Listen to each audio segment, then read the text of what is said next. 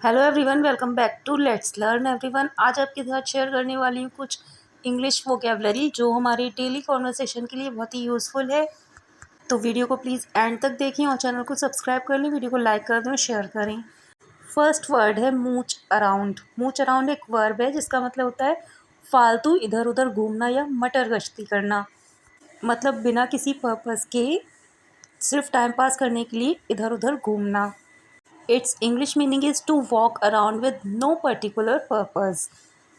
Example है इसका, After losing his job, he moots around all day long here and there.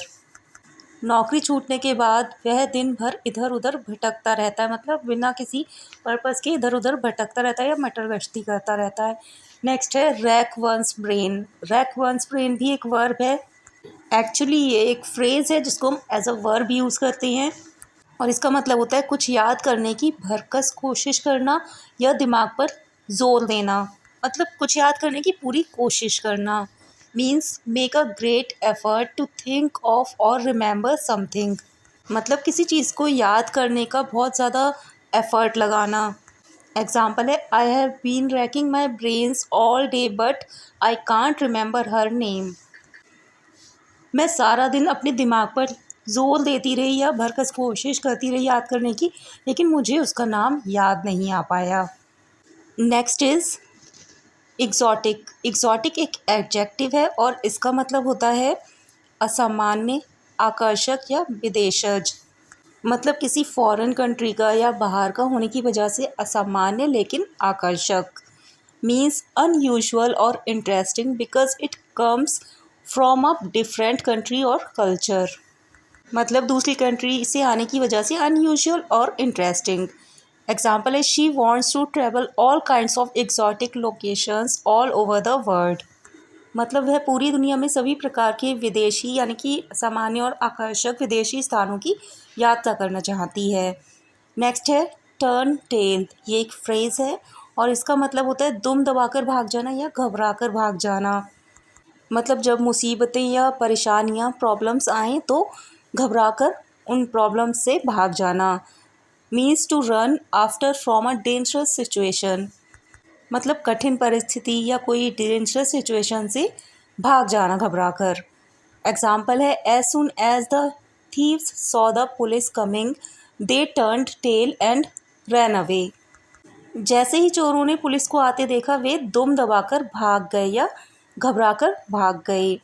Next है appease. Appease एक verb है और अपीज़ का मतलब होता है किसी नाराज़ व्यक्ति को मनाना या किसी नाराज़ या गुस्सा कोई व्यक्ति हो गया उसको शांत करना।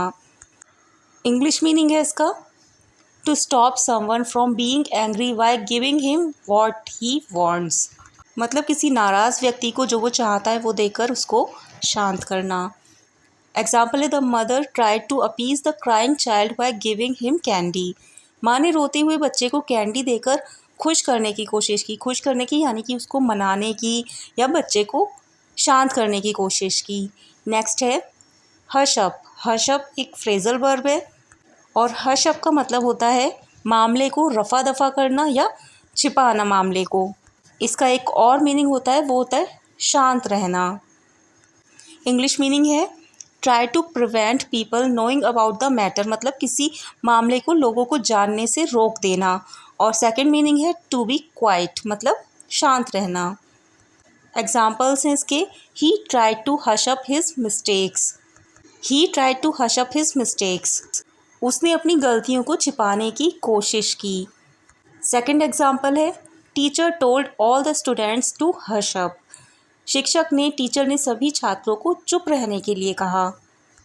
नेक्स्ट है कीप वॉच। कीप वॉच एक फ्रेज़ है और इसका मतलब होता है निगरानी रखना, ध्यान रखना या नज़र रखना। मतलब किसी पर्सन पर या किसी सिचुएशन पर नज़र रखना, उसकी निगरानी करना। English meaning is to have the task of staying alert and watching for danger. मतलब किसी डेंजरस सिचुएशन के लिए अलर्ट रहना। एग्जाम्पल है, officers can keep watch from far away using high powered video cameras. उच्च शक्ति वाले वीडियो कैमरों की का उपयोग करके अधिकारी दूर से नज़र रख सकते हैं या दूर से निगरानी कर सकते हैं। नेक्स्ट है टार्निश। टार्निश एक वर्ब है और इसका मतलब होता है किसी की छवि बिगाड़ना या किसी की छवि पर, इमेज पर धब्बा लगाना या किसी को कलंकित करना। और सेकंड मीनिंग होता है वो होता है किसी धातु या मेटल की चमक का कम हो जाना। फर्स्ट मीनिंग है to make people think that someone or something is less good, मतलब किसी के बारे में लोगों को ये बताना कि ये कम अच्छा है या ये अच्छा नहीं है। और सेकंड मीनिंग है टू बिकम लेस ब्राइट, मतलब किसी मेटल का कम चमकीला हो जाना। First example is the scandal has tarnished ministers reputation completely, मतलब घोटाले ने मंत्री की प्रतिष्ठा को पूरी तरह से धूमिल कर दिया या कलंकित कर दिया या उनकी छवि को बिगाड़ दिया। सेकंड एग्जाम्पल है सिल्वर टर्निश्ड ईजीली, मतलब चांदी की चमक आसानी से कम हो जाती है या घट जाती है। नेक्स्ट है टेंडर एज। टेंडर एज भी एक फ्रेज़ है और इसका मतलब होता है किशोरावस्था, नाजुक उम्र या कम उम्र, मतलब एक ऐसी एज जिसमें आपको बहुत ज़्यादा एक्सपीरियंस नहीं होता है, जिसको हम टीन एज भी बोल सकते हैं। A time in your life when you are still young and lack experience, मतलब एक ऐसी एज जब आप यंग होते हैं या बहुत ज़्यादा बड़े नहीं होते हैं और आपको एक्सपीरियंस भी बहुत ज़्यादा नहीं होता है। एग्जाम्पल है he started earning for his family at the tender as of 14, मतलब उसने 14 वर्ष की अल्प आयु या कम उम्र में या किशोरावस्था में ही अपने परिवार के लिए कमाना शुरू कर दिया था। नेक्स्ट है टंग टाइड। टंग टाइड एक एडजेक्टिव है, मतलब संकोच या घबराहट के मारे या संकोच या घबराहट की वजह से एकदम चुप हो जाना या मुंह पर ताला पड़ जाना। कभी कभी हम नर्वसनेस की वजह से हमारे मुंह से कुछ भी नहीं निकल पाता है, कोई भी शब्द नहीं निकल पाते, तो उसको बोलते हैं मुंह पर ताला पड़ जाना। It means unable to speak because you are nervous और एम्बेरेस्ड, मतलब बोलने में असमर्थ हो जाना क्योंकि आप नर्वस हैं या एम्बेरेस फील कर रहे हैं। Example is whenever his boss is around he gets tongue tied, जब भी उसका बॉस आसपास होता है उसकी बोलती बंद हो जाती है, यानी मुंह पर ताला पड़ जाता है या एकदम चुप हो जाता है।